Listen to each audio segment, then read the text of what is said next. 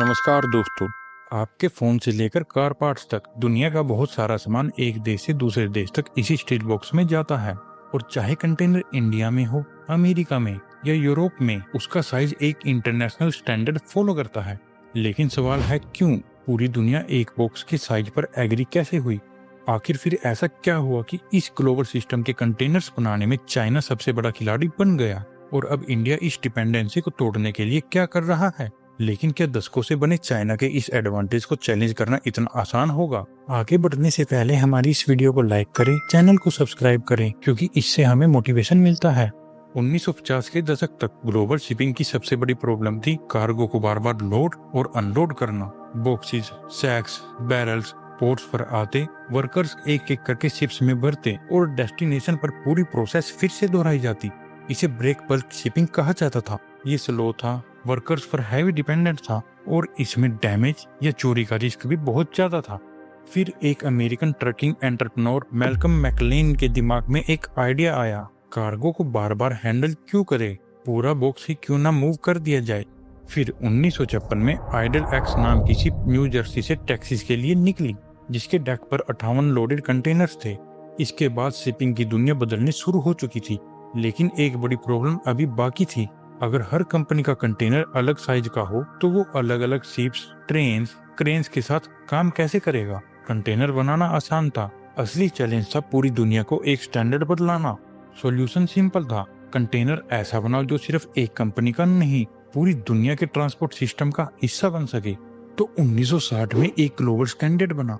Container की dimensions, strength, corner fittings सब कुछ फिक्स्ड, और उसका नतीजा 20 फुट और 40 फुट कंटेनर्स पूरी दुनिया में कॉमन साइज बन गए।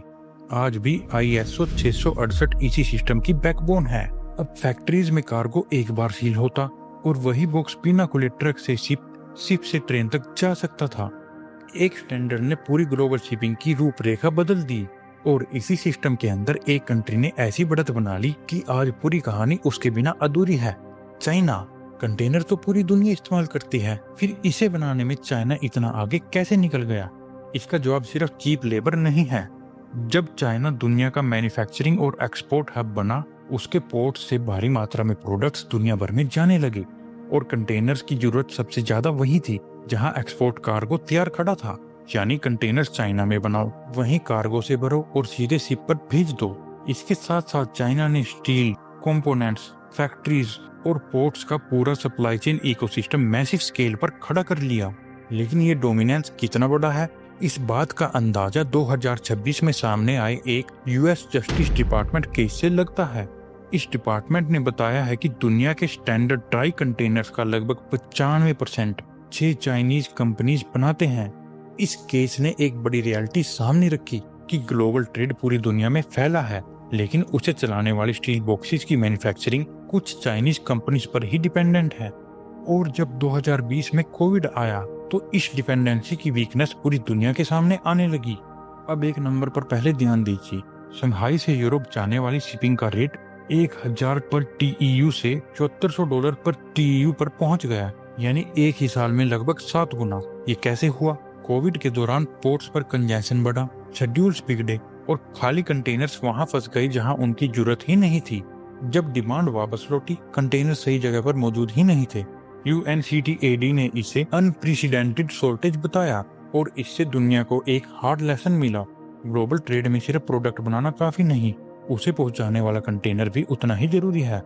इंडिया के लिए सवाल अब सिर्फ एक्सपोर्ट बढ़ाने का नहीं था, दूसरे देश के कंटेनर्स पर डिपेंड रहकर कब तक चलेगा? जवाब में भारत सरकार ने हरकत में आना शुरू कर दिया।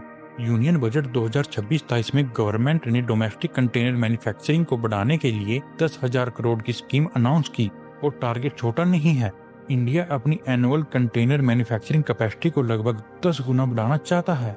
लेकिन सबसे इंटरेस्टिंग डेवलपमेंट जुलाई 2026 में सामने आई। इंडिया में बना एक EXIM shipping container global shipping giant Maersk के लिए अनवील किया गया, और इसके बाद मर्स्क ने 1000 additional made in India containers का ऑर्डर भी दिया। ये इम्पोर्टेंट है क्योंकि इंडियन मैन्युफैक्चरर्स के लिए चैलेंज सिर्फ कंटेनर बनाना नहीं, उसे ऐसी कॉस्ट और क्वालिटी पर बनाना है कि ग्लोबल शिपिंग कंपनीज उसे खरीदें। और यही चाइना का एडवांटेज बहुत बड़ा है।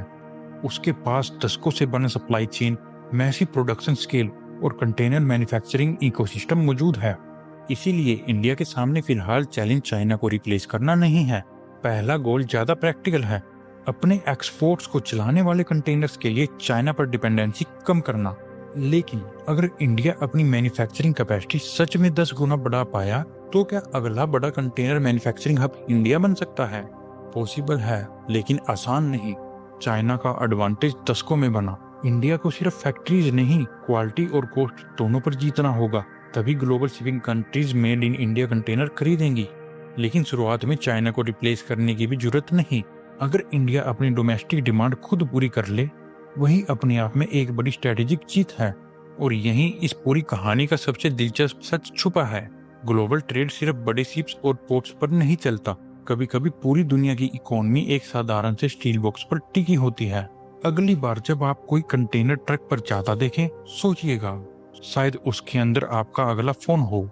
और आपको क्या लगता है, क्या इंडिया अगले 10 सालों में चाइना को असली कंपटीशन दे पाएगा, या ये गैप अपने आप में बहुत ज्यादा बड़ा है? नीचे कमेंट सेक्शन में जरूर बताएं। धन्यवाद।